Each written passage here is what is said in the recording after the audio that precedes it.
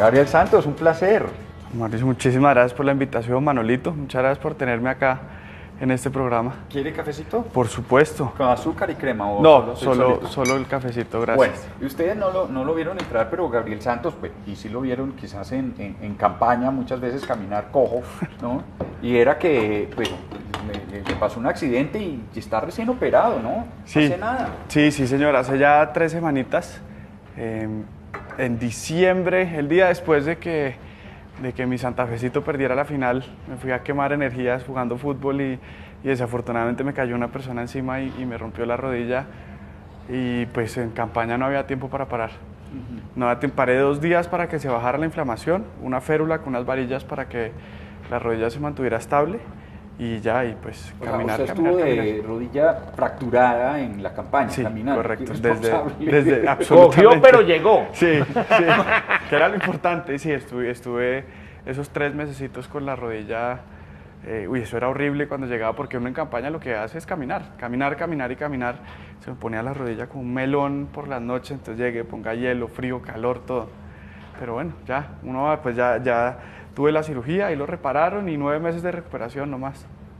Bueno, 9 meses con bastón, ¿no? No, una semana, yo creo que 15 días más con bastón, pero de recuperación 9 mesecitos. Bueno, y entonces va a llegar, bueno, ya esto ya empieza rápido, ya lo veremos tomando su silla en Bogotá. Y queríamos preguntarle, pues hay temas nacionales, pero queremos centrarnos en Bogotá y ahorita le preguntamos un par de temas nacionales.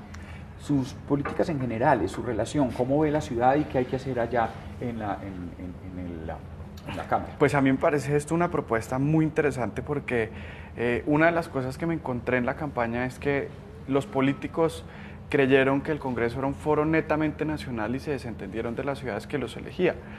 Si uno se pone a mirar en época de campaña, no solo los representantes de la Cámara, sino un gran número de senadores pescaron un número importante de votos en Bogotá y a la hora del té, cuando necesitamos que esos políticos representen los intereses de la ciudad, no están, ¿no? Entonces se desentienden y creen que la importancia del Congreso es ir, llegar, echar discursos de temas nacionales y olvidarse de la ciudad. Yo creo que eso tiene que cambiar. Nosotros tenemos que tener políticos que realmente le duela a la ciudad, que realmente le duela la falta de consecución de recursos, que el tema de inseguridad les afecte, que el tema de movilidad los trasnoche, y eso es lo que tenemos que llegar a representar allá. Hoy tenemos unos buenos ejemplos, pero antes Bogotá, en cambio, diga usted, bloque Caribe, bloque Antioquia, bloque Santander. Es impresionante. Yo trabajé en el Congreso y Pacífico, ellos sí, se unen. Vea, y trabajan los de derecha, centro, izquierda, trabajan por conseguir los recursos o los grandes proyectos de infraestructura que ellos necesitan.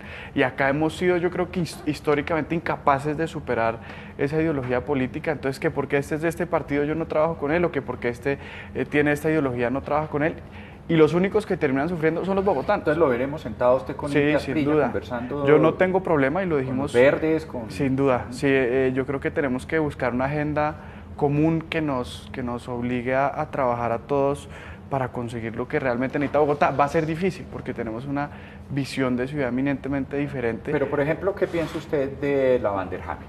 ¿No? ¿Conoce el proyecto que presentó? Lo conozco, yo creo que es un proyecto que se manejó y yo creo que históricamente Enrique Peñalosa no ha sido un buen comunicador. Entonces puede que tenga una buena idea y no me refiero exclusivamente a la Van der Hamen, sino a veces son sus mismas expresiones las que terminan derrotando proyectos que pueden tener un buen fin. La Van der Hamen, yo creo que nosotros tenemos que empezar a repensar la ciudad sobre cómo vamos a expandir. Bogotá es una ciudad densificada en unos lados, en extensión en otro.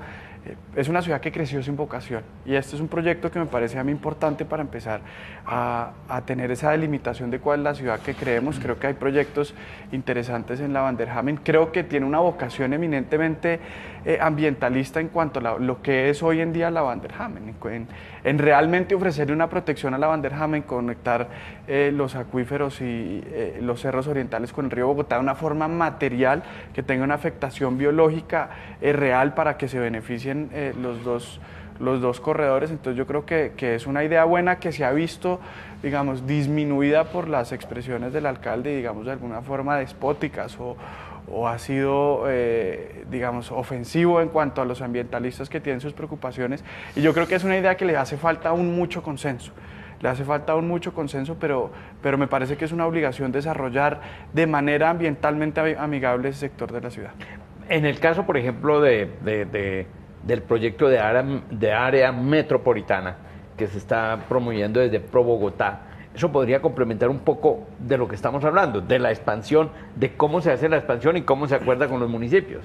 Correcto, sin duda. Yo creo que es una de las grandes obligaciones que tiene este Congreso, porque hoy en día el área metropolitana de Bogotá es imposible. ¿Por qué?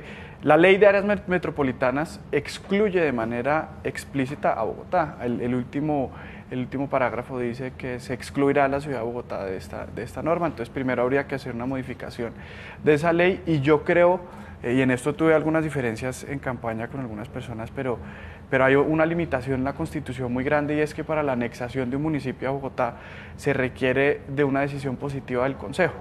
Eso quiere decir que tiene que haber un Consejo que esté dispuesto a ceder poder político para que, pues, digamos, para formar esa área metropolitana, y yo hoy en día no lo veo. ¿Qué concejal de la Sabana estaría dispuesto a decir, mire, está bien, anexémonos como área metropolitana y cedamos parte de nuestro poder político? Yo creo que tenemos que quitar esa posibilidad de que el ego nos frene ese sueño de la Bogotá metropolitana, que además es la forma en la que se están pensando las ciudades en el siglo XXI, ya no como ciudades como las concebíamos antes, sino con unas extensiones grandes de territorio, donde tiene que haber unidad de criterio, donde tiene que haber unidades en servicios, y eso lo único que hace es beneficiar a esta ciudad. Hoy en día tenemos una desconexión entre Bogotá, DC y los municipios, donde unos ofrecen menos impuestos para matricular los carros, pero ahí terminan hablando de los las colegios, vías. cómo se están yendo para otro lado, los impuestos van para los municipios vecinos, pero las Bogotá, empresas, muchas empresas están yendo. En cambio, imagínense si nosotros pudiéramos hacer que los municipios aledaños que conformen el área metropolitana de Bogotá prestaran ciertos servicios esenciales, como por ejemplo vivienda, educación y salud, y que con los impuestos se pudiesen construir vías de acceso a la ciudad donde usted pueda estar en Funza, Mosquera, Chía, y pueda estar en 20 minutos trabajando en Bogotá. Claro. Eso es lo que tenemos que hacer, buscar esa armonización entre los municipios y la capital. Tren de cercanías, sin duda en eso hay que trabajar en eso. Yo creo que eso es un desacierto del alcalde, pero hay que trabajar en el tren de cercanías. ¿A usted le gusta la idea, por ejemplo, de un Transmilenio por la séptima? Mire, ayer precisamente tuve una reunión con el IDU muy importante, revisando los proyectos de infraestructura que tienen ellos en la alcaldía de Enrique Peñalosa, y debo decir que me gustó una cosa que no había visto mucho desde la, digamos, contratación del sector público. Históricamente en Colombia, ¿qué hemos hecho? Tenemos una necesidad, digamos, carretera entre punto A y B, y tenemos un presupuesto, y decimos, bueno, con lo que tenemos la construimos. ¿Qué hacen unos países mucho más avanzados? Tenemos la misma necesidad, carretera entre A y B, pero la carretera que necesita eso vale mucho más del presupuesto que tenemos. Esperamos a construir lo que realmente se necesita. Hay un plan muy ambicioso que está desfinanciado. Por supuesto, ellos hicieron el plan que necesita Bogotá en materia de desarrollo de infraestructura, que no tenemos la plata para hacerlo. Realmente tendríamos que buscar fuentes alternativas de financiación para construir ese plan. Pero por primera vez vi en ellos esa actitud. Es decir, mire, esto es lo que necesita Bogotá. Puede que no tengamos la plata, pero esto es lo que necesitamos, una super troncal de Transmilenio por la 68. Y vi dos apuestas muy importantes en la carrera séptima, donde ellos dijeron, mire, si les vamos a invertir cerca de 2.6 billones a Transmilenio por la séptima, vamos a hacer en la calle 85 los dos puentes en la circunvalar, que no necesariamente tendrían que ir compaginados con el tema de Transmilenio por la séptima, pero dijeron, si le vamos a meter 2.6 billones a este corredor, vamos a mejorar la movilidad de manera integral en la ciudad. Ahora, me quedan muchas preocupaciones realmente sobre Transmilenio por la séptima. Uno, el tema de la flota. Yo creo que el tema de la flota, a pesar de... ¿Pero en qué sentido la flota? Yo creo que nosotros... ¿Combustible o...? Sí. Yo le iba a decir a él, cuéntele a su papá, pero no. Parece que se pusieron de acuerdo. Sí. ¿Usted le gusta cómo está la flota ahorita? No, precisamente tiene que cambiar. Sí, es que me salgo un poquito del tema de la séptima, ya le cuento las preocupaciones que aún subsisten en mí en cuanto a Transmilenio por la séptima, pero el tema de la flota, mire, nosotros tenemos que dejar de pensar la movilidad como la estamos pensando ahorita. Nosotros tenemos que dar un salto ideológico muy grande. ¿Cuál es la ventaja competitiva que tenemos? Que Transmilenio para los operadores, para los constructores de buses, es un negociazo. Eso es una realidad. Hay pocos sistemas de transporte en el mundo que puedan lograr una demanda tan grande de adquisición de buses en un momento tan inmediato como la podemos hacer en Bogotá. ¿Eso qué significa? Que nosotros tenemos la posibilidad de que por medio de exigencias muy altas generar cambios tecnológicos. Eso ya pasó en la primera, cuando salió Transmilenio, cuando solo existían los buses biarticulados de plataforma baja. Transmilenio dijo necesitamos los buses de plataforma alta y ahí mismo la industria a nivel mundial generó el cambio. Dijeron, oiga, eso es tan buen negocio que desarrollaron el cambio. No lo estamos aprovechando y yo creo que es una oportunidad que estamos dejando pasar en la licitación de la renovación de la flota de fase 1 y 2 de Transmilenio. Y nosotros, porque tuve una reunión también muy provechosa con María Consuelo Araujo, la directora de Transmilenio. De Transmilenio, disculpe. Y le preguntaba por qué no poner más limitaciones o exigencias mucho más altas para que la flota no sea gas, mucho menos a diésel, sino que sea eléctrica. Y ella decía, mire, pues tenemos un problema, ella tiene una preocupación real y es que solo uno de los constructores hoy en día hace biarticulados eléctricos. Pero si usted, BYD se llama, si hoy en día, pero si usted saca una licitación... Sería dice, como hácela ellos directamente. Pero si usted la saca, hoy en día sería con un oferente, pero si usted la saca, estoy seguro que Mercedes, Scania dirían, oiga, esto es un negociazo, tenemos que ganárnoslo, los desarrollamos, como ya pasó en el pasado. Ciudades como Shenzhen en la China le apostaron a esto y tienen hoy en día flotas de transporte público 100% eléctricas, que además comparten las estaciones de energía no solo para el uso de los buses, sino para los carros privados. Esto hay que ponerles eléctrico. Gas está bien, pero no todo. No. Gas está bien, pero mire, nosotros tenemos que ser, una de las cosas que yo me propuse en la política es ser disruptor. Disruptor. Y de ser disruptor cuesta y se ganan enemigos y dicen tal, pero porque nosotros tenemos que dejar de pensar en la ciudad que nos toca por el presupuesto, sino empezar a pensar en la ciudad que nos merecemos y empezar a generar esos cambios a la fuerza. Y hay que ser agresivos. Hay que ser agresivos con este tipo de cosas. Me decía, ¿por qué no le gusta la Transmilenio y la séptima? ¿Qué me preocupa? Uno, el plan de contingencia en materia de tránsito. Mientras lo construyen. Mientras lo construyen. Yo creo que eso va a paralizar un sector de la ciudad muy grande. Sí, va a paralizar y el metro y exacto, o sea, lo que haga. Pero la concurrencia de obras de esta magnitud, sin un plan de, digamos, de contingencia más ambicioso, lo que termina a hacer es que nos va a paralizar. Esa es una preocupación que subsiste. Hoy en día tienen planeado que haya 2 carriles operativos por sentido de manera permanente, siendo uno para los buses y otro para los mixtos. Imagínense un accidente. Imagínense un accidente teniendo que vamos a construir el metro de manera concurrente, paralizamos todo el oriente de la ciudad. Entonces yo creo que hay que buscar la forma de compaginarlo de una forma, digamos, mucho más armoniosa.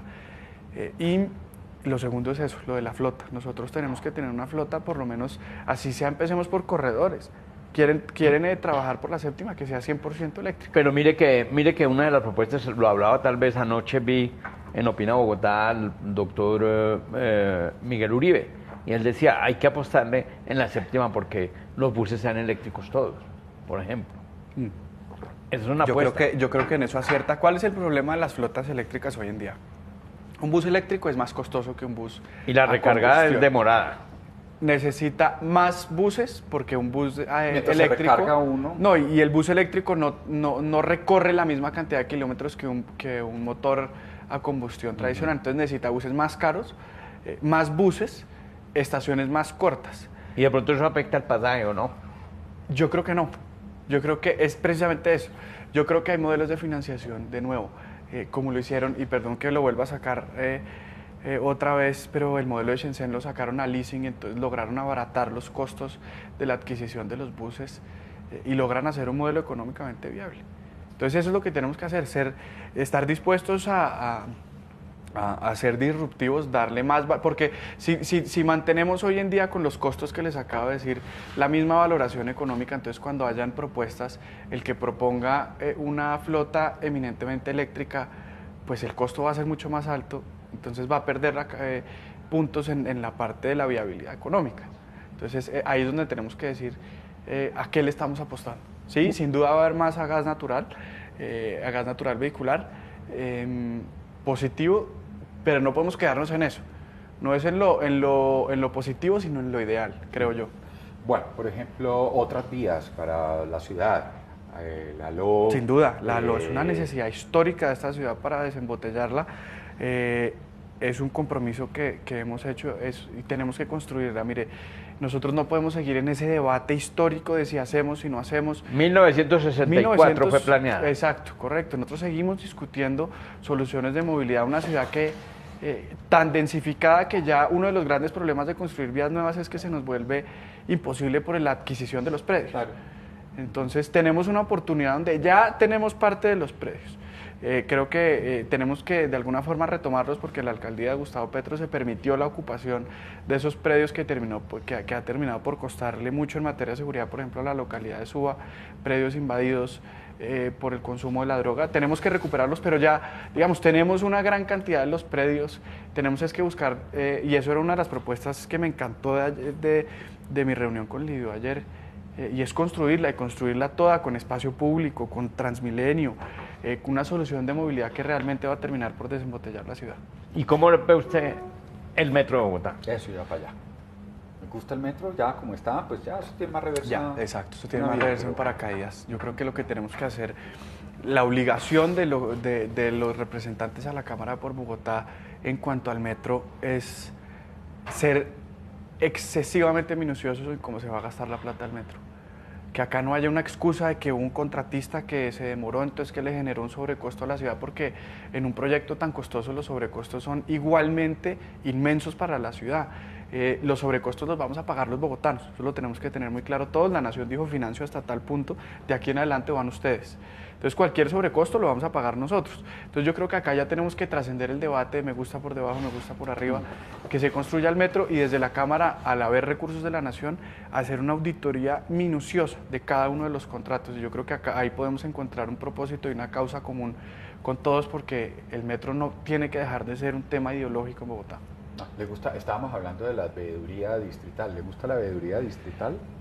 Me gusta más que la Contraloría, eso se lo voy a decir. ¿Sí? Yo creo que uno de los grandes problemas en el país en general es cómo se han manejado las Contralorías regionales de yo elijo al que me vigila. Eso tiene que acabarse en este país, esa visión se tiene que acabar en este país. Pero el veedor lo coge el alcalde. No, la Contraloría. No, diciendo. pero el veedor también. Sí. No, pero el veedor también. El veedor también, pero lo que pasa es que tiene unas garantías sí, de acuerdo. muy especiales, no lo puede... No lo puede sacar en 4 años. ¿Y han resultado unos veedores? Sí. Adriana La Córdoba. esposa de Mocus, Adriana Córdoba. Yo creo que la veeduría es... Lo que pasa es que a veces hacen falta dientes, ¿no? Porque sí, muy bueno saber el nivel de ejecución, pero veo uno hoy en día personas donde políticos que ya no creen en la verdad, donde la verdad se vuelve inmaterial, entonces después en otra aspiración salen y desconocen las cifras que da una veeduría que hizo un trabajo muy disciplinado, y si no se controvierte esa mentira se vuelve en verdad. Entonces, de alguna forma... Hay una posibilidad, esto está todavía muy crudo, de que se proponga una segunda vuelta para elegir alcalde de en Bogotá, sin Y duda. hay otra posibilidad todavía muy cruda de que se proponga que los bogotanos podamos escoger gobernador de Cundinamarca también, que nuestro voto cuente. ¿Qué le parece esas dos posibilidades? Yo creo que lo de gobernador de Cundinamarca lo podemos de alguna forma subsumir si logramos el área metropolitana de Bogotá. Si logramos hacer esa integración con un número considerable de municipios aledaños a la capital, entonces eso me parece que podría perder practicidad frente a un área metropolitana, que es uno de mis sueños, obsesiones también, volver que esta ciudad sea una ciudad del siglo XXI considerada como un área metropolitana. El tema de la segunda vuelta en Bogotá es esencial. Yo creo que acá ya tenemos que trascender el debate del costo en la política cuando es tan importante la decisión. No, acá no estamos hablando de chichigua, sino estamos hablando de un presupuesto en los billones de pesos, estamos hablando de un área poblacional enorme. Entonces yo creo que Bogotá sí necesita, es un proyecto que vamos a acompañar, y ese es el tema, por ejemplo, es un tema que no admite ideología, es una propuesta, si no estoy mal, de Lozada del Partido Liberal cuando alcanzó a estar en el Congreso pasado, y a mí no me importa con Lozada, pues a pesar de que tenemos diferencias enormes. Lo acompañaré en esa propuesta y la defenderé porque creo que es lo mejor para mi ciudad. Y finalmente, y perdone que me meta en una pregunta que puede ser realmente difícil para usted y puede ser complicada, pero ¿qué vamos a hacer con Santa Fe? Sí, realmente sí. Pues perdone que sea tan invasivo y que... Pregunté una cosa menos complicada porque el papá y él ya tienen ¿Qué demasiadas vamos a hacer preocupaciones. con eso? Porque es que Gravísimo, pues Yo creo que empieza una nueva época para Santa Fe, sin el presidente Pastrana, a quien hay que reconocerle en 5 años 9 títulos, pero llegó un momento distinto para Santa Fe. Yo creo que hay que ser más ambiciosos. El último reporte de la Superintendencia Financiera da cuenta de cómo invertir más genera más recursos, más hinchas, más televisión, acceso a torneos internacionales, que de nuevo genera más recursos, más plata por televisión, y ese es un modelo que no hemos hecho en Santa Fe. En Santa Fe creímos en el trabajo netamente de inferiores, que nos funcionó, pero ahora hay que mezclarlo con una inversión considerable. Hacerle fuerza hoy al Rojazo contra River. Hacerle fuerza, sin duda. ¿Vas para allá? Voy para allá en la muletica, vamos a ver cómo entramos. ¿Cuál grita más, usted o Pacho? Mi papá. En eso se lo heredé más a mi mamá. El filtro, si se quiere. El filtro se le grabadoras alrededor de Pacho. Uy, sí. Uy, sin duda. Yo lo vi un día. Prohibidas las grabadoras. Porque... Él no me conocía en esa época cuando lo vi en un partido con la Selección Colombia, que fue con ellos, ahí en la tribuna. Sí. No, los madrados eran bajitos. No. Gabriel, muchas gracias. Bueno, muchas gracias por invitarme, de verdad. Yo sí, antes de irme, quiero felicitarlos por esta iniciativa y me parecería un trabajo importante obligarlos a que cumplan. En Bogotá, bueno, en el país no hay responsabilidad política, entonces uno en campaña dice lo que quiera y llega a 4 años y no cumple. Y vuelve a salir electo. Entonces, ser muy juiciosos con lo que acá se diga, se cumple. Son las 8 de